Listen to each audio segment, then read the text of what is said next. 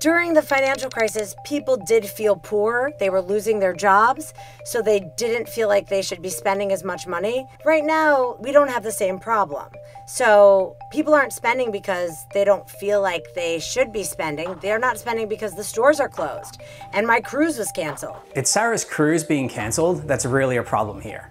Not because she doesn't get to go on vacation, but because all the cruises were canceled. In fact, entire cities are shutting down all non-essential businesses and services. A lot of people are out of work.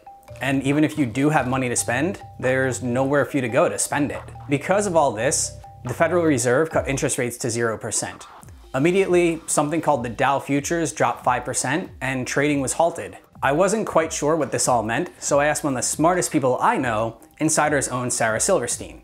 Sarah has a degree in analytical finance, worked on Wall Street for many years, and is currently the host of Business Insider Today. All of Insider is following the CDC guidelines to socially distance, so Sarah was kind enough to lay it out for me over Skype. So, Sarah, what is a Fed 0% rate? Well, so what it is basically exactly what we saw after the financial crisis, where Feds cut interest rates all the way to zero.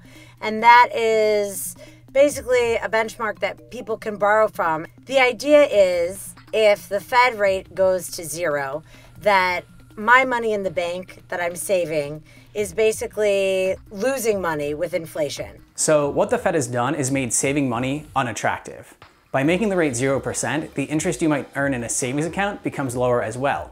In fact, it's lower than inflation. So saving money means you're slowly losing money because inflation will chip away at it over time. If I have $100 in a bank account today and I'm getting only 1% interest, in 10 years it becomes about $110. But when you factor in inflation, it becomes about $82 worth of buying power in 10 years' time. The Fed is just really trying to get people to spend their money. It doesn't mean that mortgage rates will go to 0%, but it is a rate that banks and institutions like that can borrow from. And so other interest rates do follow along and will lower when the Fed's funds rate drops and will raise when the Fed rate rises. This isn't the first time the rate has gone to 0%. In fact, during the 2008 financial crisis, the rate was cut to a sliver above 0% and stayed there for 8 years. This is one of the Fed's big tools, its biggest tool. However, when the Fed did it during the financial crisis, rates were above 5%. So the difference for a consumer who had money in the bank or who was looking at bonds versus stocks or saving versus spending, that's a huge difference, making 5% on your money versus making nothing. But when the Fed cut the rate to 0 on Sunday, Dow Futures plummeted. Now, the Dow is a basket of 30 stocks across various industries meant to reflect the overall economy. If the Dow is up, it's meant to be viewed as a sign that the economy is doing well. If it's down, there may be trouble ahead. Dow futures are used when the market isn't open to predict what the market might open at. When the Fed cut the rate to 0, Dow futures plunged 5%. And on Monday morning, it went down even further. If an interest rate of 0 is a good thing, why did it go down so much?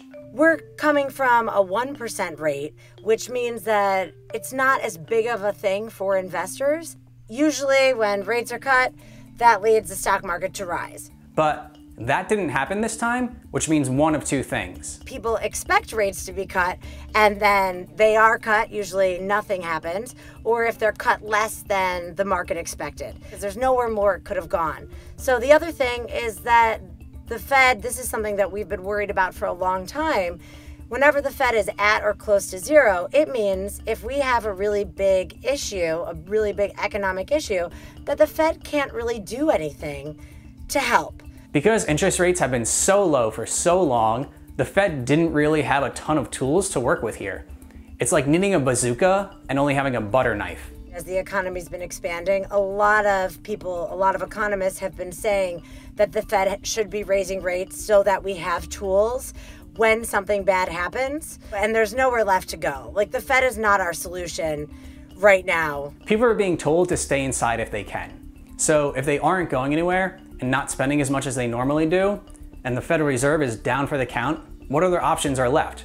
How do we get the Dow back up? More importantly, how do we make sure people have money to spend and even make rent? Fiscal policies. A lot of people, and some of it is politicized and some of it's not, but a lot of people are saying that if the Fed is out of bullets, the only thing we left is fiscal policy, which is basically injecting money into the economy, not through liquidity and lowering interest rates, but injecting money into the economy either by cutting taxes or by giving people money. Not like that, but in programs that give people money, basically. And what program is that, like bailouts, universal basic income, things like that? Yes, absolutely. There are already talks about some of these programs happening in the House, Senate, and White House.